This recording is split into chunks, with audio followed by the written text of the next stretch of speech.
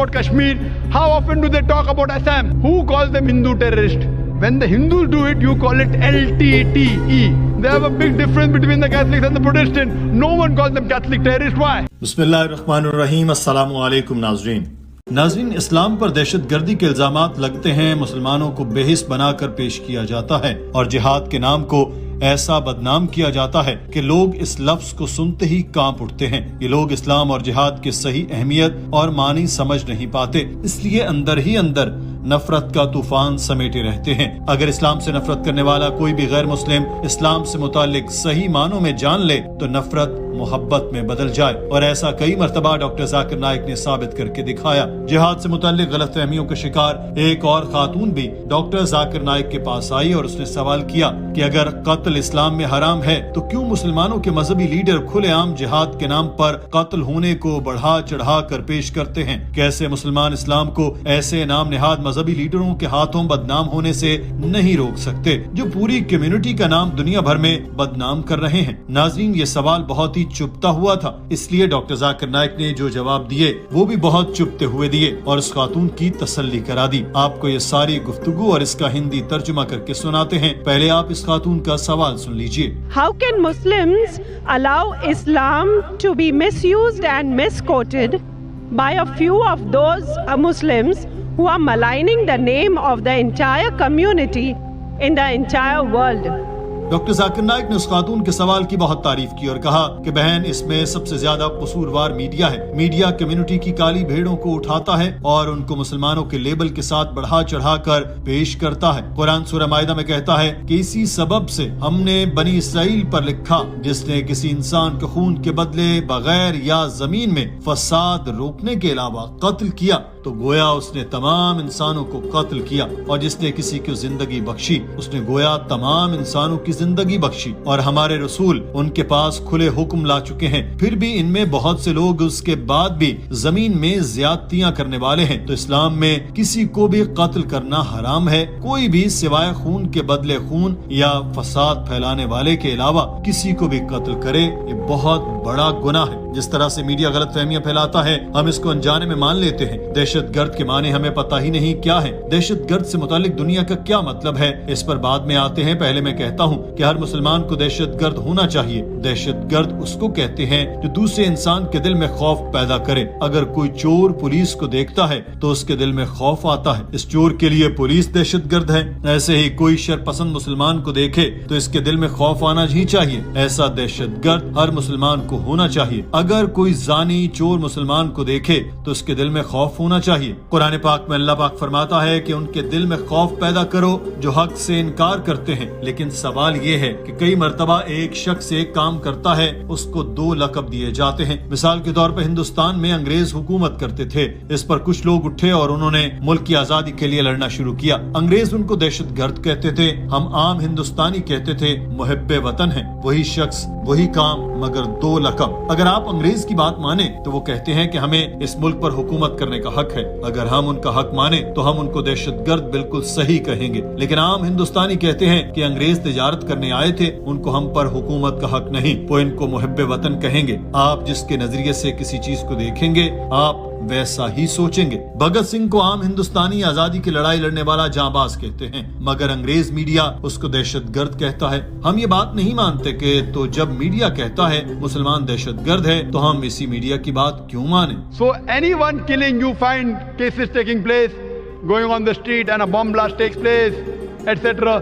Killing innocent human being is totally prohibited. Doctor Zakir Naik ने कहा कि अमेरिका में 9/11 हुआ, लंदन में ट्रेन धमाका हुआ तो मुसलमानों ने इकट्ठे होकर इसकी मजम्मत की। मैं अमेरिका गया तो वहाँ एक तंजीम थी, वो 9/11 की मजम्मत कर रही थी। मैं उनसे इत्तेफाक करता हूँ, वो भी 9/11 में हुआ, इसमें सैकड़ों लोग मरे, उसकी मजम्मत होनी चाहिए। किसने किया मैं नहीं जानता। मीडिया कहता है मुसलमानों ने किया, सबूत नहीं, मगर मीडिया कहता है कि मुसलमानों ने ये किया था। अगर आप इंटरनेट पर जाएं तो वहाँ डॉक्यूमेंट्री पड़ी है जिनमें लिखा है कि हुकूमत ने कराया था, ये इनसाइड जॉब थी। जॉर्ज बुश ने کرایا؟ مجھے نہیں پتا، لیکن یہ بھی انگریز ہی ہیں جو کہتے ہیں کہ حکومت کی کارروائی تھی۔ ہزاروں لوگوں کو 9/11 میں مارنا قابل مذمت تھا۔ لندن دھماکے میں 50 لوگ مرے، یہ بھی قابل مذمت ہے۔ ممبئی دھماکے میں 100 لوگ مرے، یہ بھی قابل مذمت ہے، مگر یہاں فل سٹاپ نہ لگائیں۔ جیسے ان کی مذمت کرتے ہیں، میں ایسے ہی افغانستان، عراق اور فلسطین میں مارے گئے ہزاروں لوگوں کی بھی مذمت کرتا ہوں۔ ڈاکٹر ذاکر نائک نے کہا کہ مان لیں کہ 9/11 اسامہ بن لادن نے کیا، اس میں 3 یا 4 ہزار لوگ مر گئے،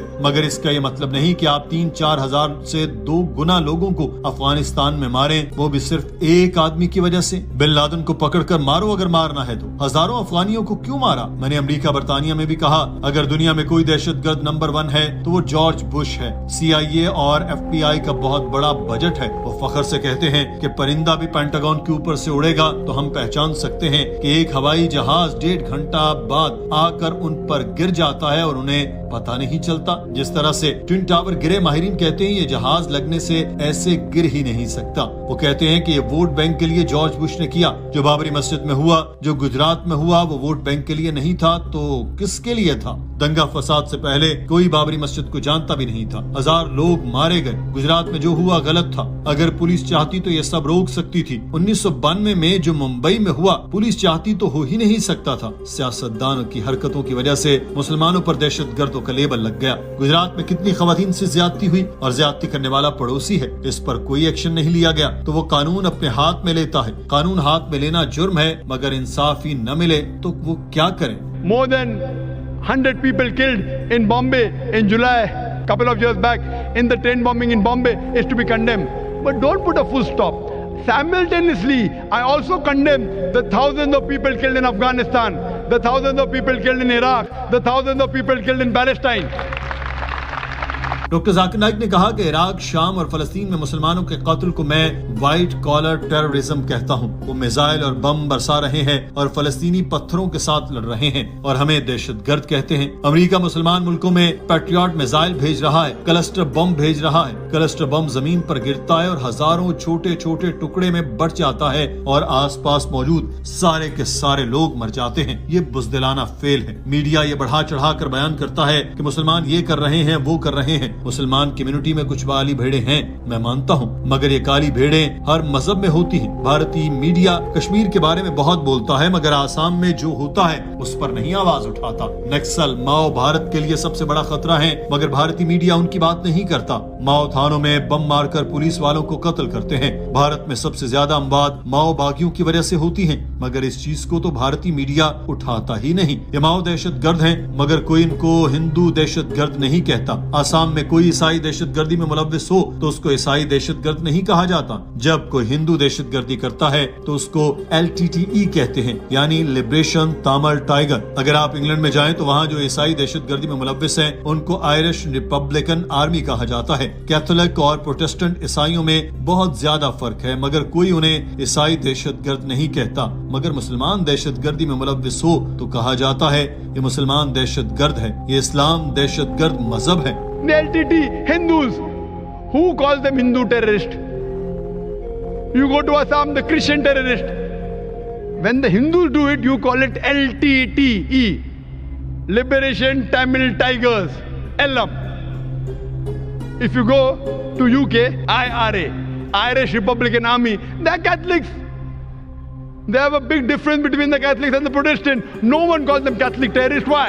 ڈاکٹر صاحب نے اس خاتون کو بتایا کہ کوئی مذہب دہشت گردی نہیں سکھاتا، مگر آج ہم دیکھیں تو مسلمانوں کی نسبت غیر مسلم زیادہ قتل کرتے ہیں۔ نام نہاد مسلمان جو لوگوں کو قتل کرتے ہیں وہ اصل میں مسلمان نہیں ہیں، قرآن و حدیث کی پیروی نہیں کر رہے۔ میڈیا انہی کالی بھیڑوں کو ہائی لائٹ کرتا ہے اور ان کو بار بار مسلمان کہہ کر پکارتا ہے۔ تو پہلے نمبر پر تو ہمیں میڈیا کو مورد الزام ٹھہرانا چاہیے۔ میڈیا کالے کو سفید اور دن کو رات بناتا ہے، ہیرو کو ویلن اور ویلن کو ہیرو بنا دیتا ہے۔ ڈاکٹر ذاکر نائک کا کہنا تھا کہ ہمیں دہشت گردی کو جڑ سے اکھاڑنا چاہیے اور اس کے لیے ہمیں اپنی کتاب ایک خدا پر یقین کرنا ہے۔ صرف ایک خدا سے ڈرنا چاہیے، جو خدا کی مانتا ہے اس کو ووٹ دینا چاہیے، نہ کہ دنگے فساد کرنے والوں کو۔ انگریز میڈیا کہتا ہے اسلام دہشت گردی کا مذہب ہے، مگر امریکی سروے ہی بتاتے ہیں کہ 9/11 کے 9 ماہ بعد 34,000 امریکیوں نے اسلام قبول کیا۔ جتنا میڈیا اسلام کے خلاف بات کرتا ہے اتنا ہی اسلام پھیل رہا ہے۔ میں 9/11 سے پہلے امریکہ میں تقریر کرنے جاتا تھا، مجمع بھی کافی ہوتا تھا، امریکی کم آ گئے تھے۔ اس کے بعد جاتا تھا تو امریکی بڑی تعداد میں آتے تھے.